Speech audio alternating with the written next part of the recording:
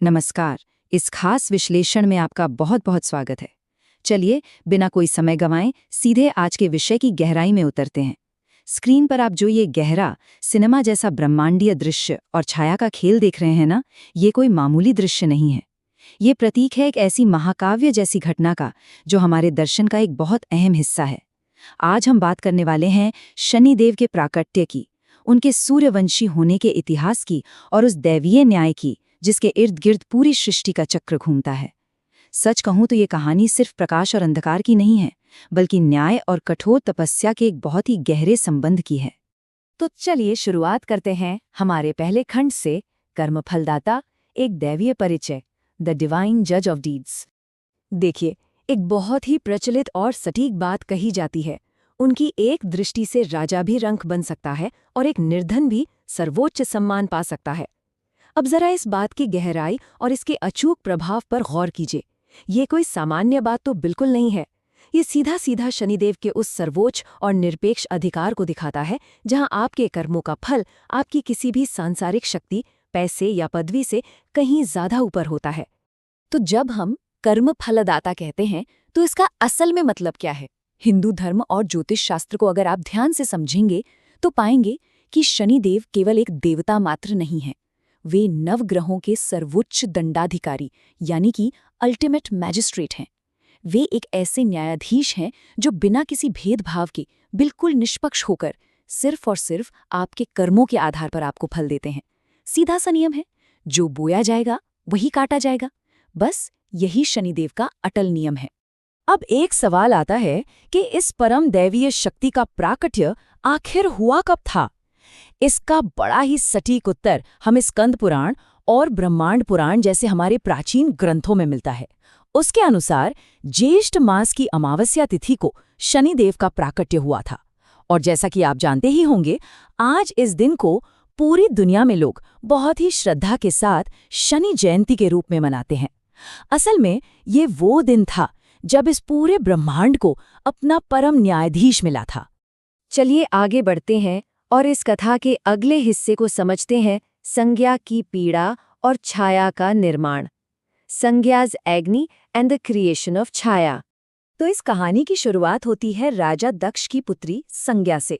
संज्ञा भगवान सूर्यदेव की पत्नी थी और वैवस्वत मनु, यमराज तथा यमुना की माता थीं। लेकिन यहाँ एक बहुत बड़ी समस्या थी। सूर्यदेव का जो तेज और ताप था, वो इतना ज्यादा प्रचंड था कि संज्ञा के लिए उसे बर्दाश्त कर पाना बिल्कुल असंभव हो गया था। दूसरी तरफ थी छाया, जो आगे चलकर शनिदेव, सावर्णी मनु और ताप्ती की माता बनी। संज्ञा के बिल्कुल विपरीत छाया पर उस असहनीय प्रकाश और गर्मी का कोई असर नहीं होता था। क्यों? क्योंकि उनका स्वरूप ही एक गहरी, शीतलता देने वाली परछाई का था। अब उस झुलसा देने वाली गर्मी और ताप से बचने के लिए संज्ञा ने क्या किया? उन्होंने एक बहुत ही ऐतिहासिक कदम उठाया। उन्होंने अपने तपोबल से हूबहू अपने ही जैसे दिखने वाली एक प्रतिरूप यानी क्लोन उत्पन्न की, जिसे छाया नाम दिया गया। अब संज्ञा ने छाया को ये सारा रहस्य गुप्त रखने को कहा, सूर्यदेव की सेवा करने और बच्चों का पालन पोषण करने की जिम्मेदारी सौंपी और खुद अपने पिता दक्ष के पास चली गईं। लेकिन जब वहां भी बात नहीं बनी, तो उन्होंने एक घोड़ी का रूप धारण कर लिया और सूर्य के तेज को शांत करने के उपाय खोजने के लिए घोर तपस्या में लीन हो गईं। अब हम आते हैं उस सबसे अहम घटना पर, शनिदेव का श्यामल प्रकट्य, the dark manifestation of Shanidev. अब देखिए, छाया भगवान शिव की परम भक्त थीं। जब वे गर्भवती थीं, उस दौरान भी वे अत्यधिक कठोर तपस्या और उपवास में लीन रहीं। आप सोच सकते हैं कि भीषण गर्मी, कठिन व्रत और कठोर तप, फिर भी उनकी निष्ठा बिल्कुल नहीं डगमगाई। इसी कठोर वातावरण और लगातार भगवान शिव के ध्यान ने गर्भ में पल रहे उस शिशु के भाग्य और उसके वर्ण यानी उसके रंग रूप दोनों को बहुत गहराई से प्रभावित किया। और फिर इसका नतीजा क्या हुआ? शनिदेव का प्राकट्य। जन्म से ही वे अत्यंत तेजस्वी, गंभीर और पूरी तरह से तपस्वी स्वभाव के थे। लेकिन जो बात सबसे ज्यादा हैरान करने वाली थी, वो ये थी कि सूर्यदेव, जो खुद प्रकाश और ऊर्जा के सबसे बड़े स्रोत हैं, उनके अपने पुत्र का वर्ण अत्यंत गहरा और श्यामल था।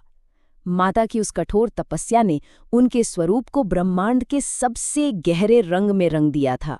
लेकिन यहाँ से कहानी में एक बहुत बड़ा मोड़ आता है। सूर्य का संदेह और उसके ब्रह्मांडीय परिणाम।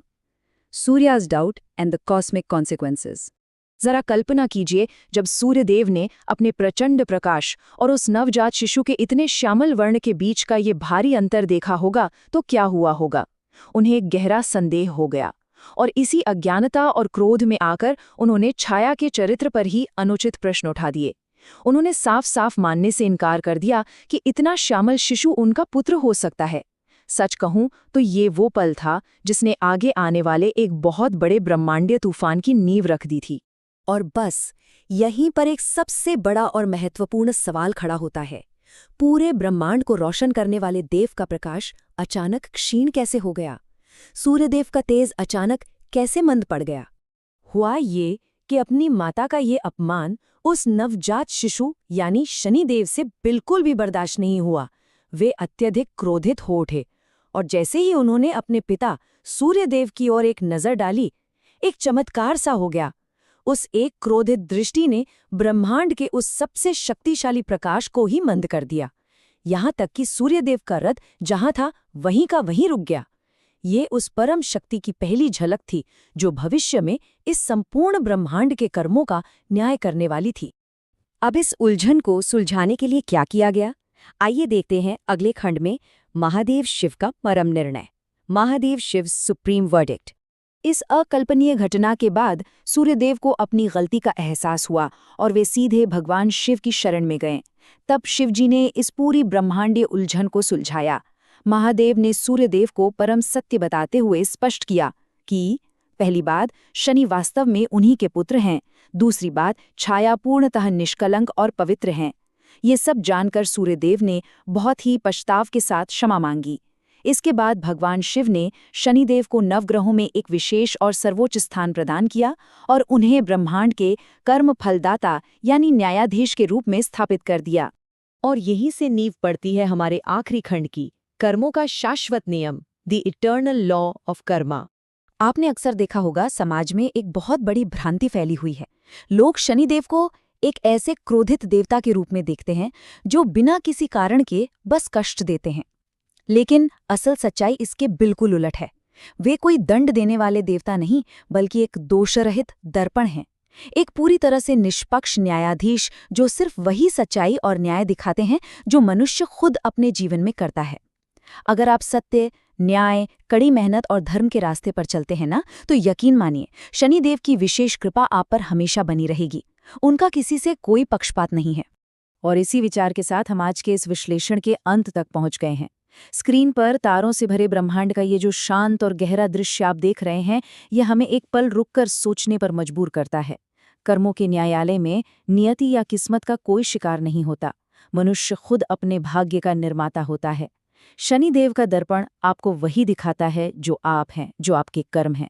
तो जाते जाते बस इतना विचार जरूर कीजिएगा, जब वो ब्रह्मांडीय दर्पण आपके सामने होगा तो वो क्या प्रतिबिंबित करेगा? सोचने वाली बात है ना?